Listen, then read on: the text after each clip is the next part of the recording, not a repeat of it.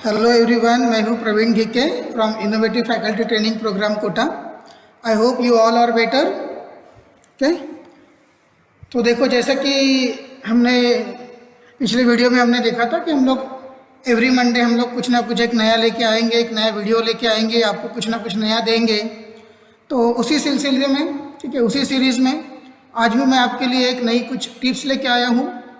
तो this is for all those who want to become a successful faculty, want to become the successful mathematics faculty. तो देखो, अगर आपको एक successful faculty बनना है तो according to my experience what I say, ठीक है, कि देखो फैकल्टी का जो मीनिंग होता है, ठीक है, उसको फॉलो करना चाहिए। फैकल्टी का मीनिंग मतलब क्या है? तो देखो, फैकल्टी FACULTY जो हम बोलते हैं ना, तो देखो वो सिर्फ फैकल्टी ऐसा ही नहीं है, उसमें बहुत बड़ा मीनिंग छुपा हुआ है। तो व्हाट इज़ इट? अगर मुझे फैकल्टी बनना है, FACULTY को आपको फॉलो करना पड़ेगा। चाहे आप किसी भी सब्जेक्ट की फैकल्टी बनो, आपको वो जो FACULTY जो हम लिखते हैं ना, उसको फॉलो करना पड़ता है। अब उसको फॉलो करना यानी क्या करना पड़ता है? तो देखो, वो आज मैं आपको समझाता हूँ शॉर्ट में। देखो, फैकल्टी में F आता है। देखो, सबसे पहले तो F का मतलब फैकल्टी के लिए होता है फेथ, विश्वास, आत्मविश्वास। तो सबसे पहले अगर आपको फैकल्टी बनना है तो अपने आप पे विश्वास होना चाहिए कि हाँ, मैं बन सकता हूँ, मैं कर सकता हूँ। अगर वो विश्वास नहीं है तो ऑब्वियसली आप फैकल्टी ही नहीं, ठीक है, आप ज़िंदगी में दूसरा कुछ भी नहीं कर सकते हैं। तो इसलिए सबसे पहले अगर आपको एज ए फैकल्टी को ज़रूरी है तो वो है अपने आप पर विश्वास, तो फेथ। तो फैकल्टी का F फॉलो करना बहुत ज़रूरी है, दैट इज़ द फेथ। देखो, दूसरी जो चीज़ होती है फैकल्टी में वो आती है A, F के बाद, है ना।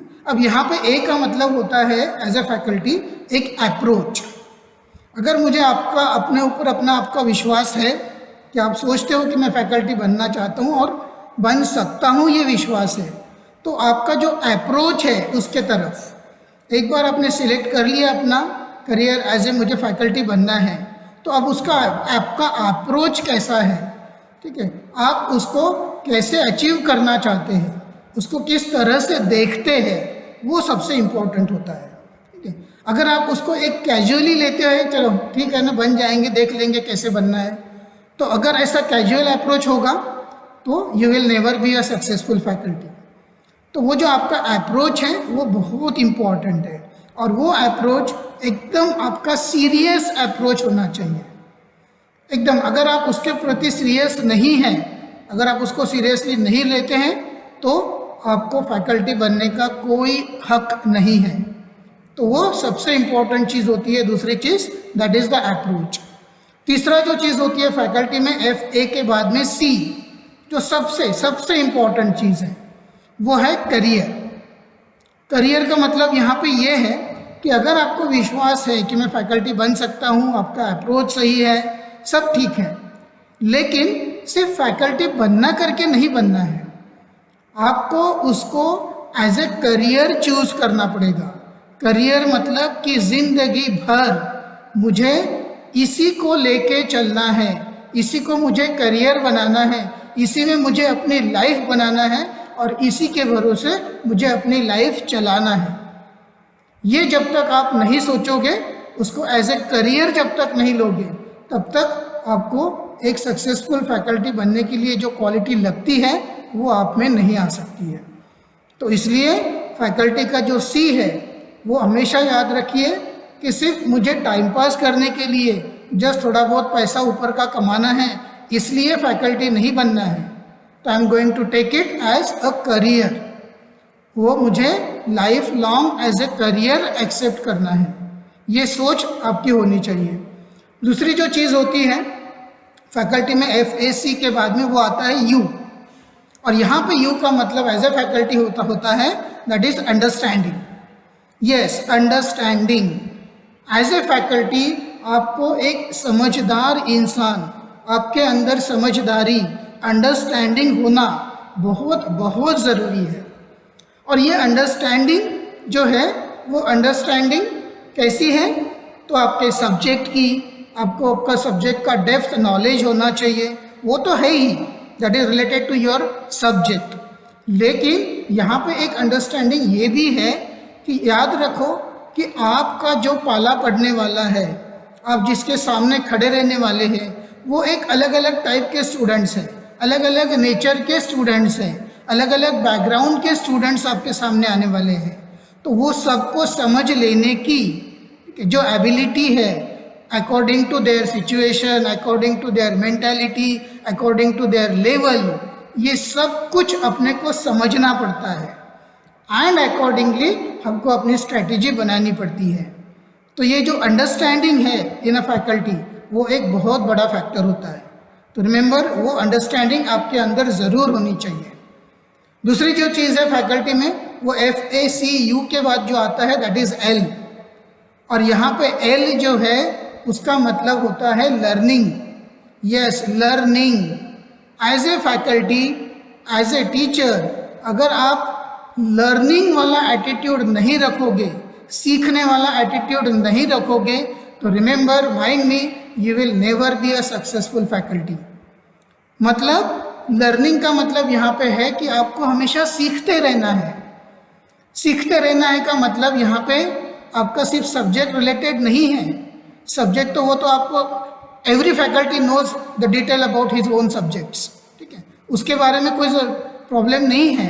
यहाँ पे लर्निंग का मतलब है कि रोज़ आपको नई नई चीज़ें सीखना है, बच्चों से सीखना है।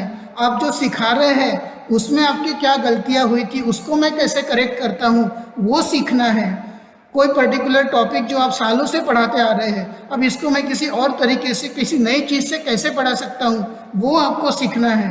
नई नई टेक्नोलॉजीज़ को अडॉप्ट करना है। ये जो है, ये लर्निंग जो एबिलिटी है, ठीक है, वो आप में ज़रूर होनी चाहिए। तो रिमेंबर, जैसे बोलते हैं ना कि टीचर सिर्फ टीचर नहीं होता है, वो एक लाइफ लॉन्ग स्टूडेंट होता है। तो वो स्टूडेंट होना बहुत ज़रूरी है। तो एज ए फैकल्टी वो लर्निंग एबिलिटी, वो लर्निंग क्वालिटी, किसी से भी कुछ भी सीखने मिलता है तो सीखने की अपनी एबिलिटी जो है वो अपने में होनी चाहिए, ठीक है। तो ये जो सबसे इम्पोर्टेंट चीज़ है कि along with the faculty, along with the teacher, we should be a very good learner also. हमको एक बहुत बड़ा विद्यार्थी भी बनना पड़ता है, ये हमेशा याद रखो। दूसरी जो चीज़ होती है फैकल्टी में, जो L के बाद आता है, दैट इज़ T। और यहाँ पे T जो है वो जिस एटमॉस्फेयर में आप पढ़ाते हो वहाँ पे सबसे इम्पोर्टेंट होता है। और यहाँ पे T का मतलब है for a faculty, for a teacher, वो है ट्रांसपेरेंसी। Yes, transparency. ये ट्रांसपेरेंसी होना बहुत बहुत ज़रूरी है, क्योंकि हम लोग अलग अलग लेवल के स्टूडेंट्स को पढ़ाते हैं, ठीक है, अलग अलग बैकग्राउंड के स्टूडेंट्स को पढ़ाते हैं, ठीक है। कभी किसी को समझ में आता है, कभी नहीं आता है, कोई डाउट पूछता है, कोई नहीं समझ के भी डाउट अपने अंदर लेके बैठता है, वो ओपन अप नहीं होता है डाउट लेके। तो ये सबके लिए जो ट्रांसपेरेंसी का मतलब है कि treating all the students equally, हमको सबको इक्वल ट्रीट करना है।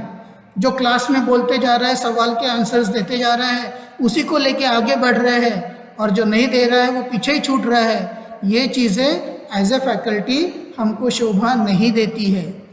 हमको उसमें ट्रांसपेरेंसी रखना पड़ता है, चाहे वो स्टूडेंट मेरिटोरियस स्टूडेंट हो, चाहे वो बिलो एवरेज स्टूडेंट हो, अपने लिए सब सेम है। अपने लिए एज ए फैकल्टी वो सब सेम है, सब इक्वल है। तो वो ट्रांसपेरेंसी दिखाना बहुत बहुत ज़रूरी है। और जब ये ट्रांसपेरेंसी एक टीचर में दिखाई देती है तो माइंड में, ठीक है, स्टूडेंट्स भी आपको रिस्पेक्ट देना शुरू करते हैं, स्टूडेंट भी आपका रिस्पेक्ट करते हैं। तो वो जो ट्रांसपेरेंसी है आपके टीचिंग में, आपके अप्रोच में, ठीक है, आपके डाउट सॉल्विंग में, आपके क्लास कंडक्शन में, सब में, आपके हर एक्टिविटी में वो ट्रांसपेरेंसी दिखना चाहिए। तो ये जो T है वो भी फैकल्टी का एक बहुत बहुत इम्पॉर्टेंट फैक्टर है। और लास्ट में फैकल्टी में जो आता है वो है Y। और ये जो Y है, ये Y का मतलब जानते हो आप क्या है? ये Y जो है, ये Y यहाँ पे है यूथ। यस, यूथ, युवा पीढ़ी। अब ये यूथ क्यों है यहाँ पे फैकल्टी में? देखो, फैकल्टी, टीचर, ये ही एक अकेला ऐसा प्रोफेशन है जो लाइफ लॉन्ग एक यूथ के साथ कांटेक्ट में रहता है, जो हमेशा एक प्रेजेंट जनरेशन के कांटेक्ट में रहता है। मान लो अगर आप 11-12 स्टूडेंट्स को पढ़ा रहे हो, उस लेवल की अगर आप फैकल्टी हो, तो ऑब्वियसली आप चाहे 10 साल पढ़ाओ, 20 साल पढ़ाओ, 25 साल पढ़ाओ, हर साल आपके सामने उसी एज के स्टूडेंट रहने वाले हैं। उसी एज के 15 से 18 साल के बीच के जो स्टूडेंट्स है, एकदम यंग जनरेशन जो है, वही आपके सामने रहने वाली है। और जो यंग जनरेशन हमेशा अपडेटेड रहेगी। हर साल में, हर 6 महीने में टेक्नोलॉजी चेंज होती रहती है, आपको भी पता है। तो आपको क्या करना है, because we have to be always with the young generation, तो इसलिए अपने आप को भी उनके लेवल के हिसाब से अपडेट रखना, अपने आप को भी अपडेटेड रखना बहुत बहुत ज़रूरी है। नहीं तो क्या बोलेंगे कि हमारी जो फैकल्टी है, अरे यार उनको तो सब्जेक्ट के अलावा कुछ आता ही नहीं है, वो तो पिछड़ी हुई फैकल्टी है, बैकवर्ड फैकल्टी है, हमको उस कैटेगरी में नहीं जाना है। याद रखो कि we are always with the young people, young mind, those who are 10 times smarter than us. Day by day वो और स्मार्टर होते जाते हैं, तो अपने को भी उस लेवल पे रखना पड़ता है। इसका मतलब जो जो टेक्नोलॉजीज आती रही है, हम आती जाती है, हमको भी उसके बारे में थोड़ा सा अवेयरनेस रखना है, हमको भी वो टेक्नोलॉजी थोड़ी थोड़ी सीखते रहना है, उसका यूज़ सीखते रहना है। जैसे अभी ऑनलाइन टीचिंग का दौर चल रहा है, तो ये हम लोग नहीं बोल सकते कि मुझे ये सॉफ्टवेयर यूज़ नहीं करना आता, मुझे ऑनलाइन क्लास लेना नहीं आता, मुझे तो क्लासरूम टीचिंग ही अच्छी लगती है। ये बोलना अब किसी फैकल्टी को शोभा नहीं देता है। अगर वो इसी चीज़ को लेके बैठेगा तो he will be called as a backward faculty, वो पिछड़ा हुआ फैकल्टी हो जाएगा, वो कंपटीशन से बाहर हो जाएगा। तो रिमेंबर, हमको हमेशा यूथ के साथ रहना है, यंग स्टूडेंट्स के साथ रहना है, तो अपने आप को भी उनके लेवल से अपडेटेड रखना पड़ता है। तो रिमेंबर, एज ए फैकल्टी, ये फैकल्टी जो है FACULTY, उसको फॉलो करना बहुत ज़रूरी है अगर आप एक सक्सेसफुल फैकल्टी बनना चाहते हो तो रिमेंबर, क्या है faculty? Faith, then your approach, then your career, then your understanding, then your learning, then your transparency and youth. ये सब कैसे रिलेटेड है as a career of the faculty, ये अभी मैंने बताया। याद रखिए, ऐसे ही कुछ टिप्स लेके मैं अगले मंडे फिर आऊँगा। Till then, have a good day, bye, thank you.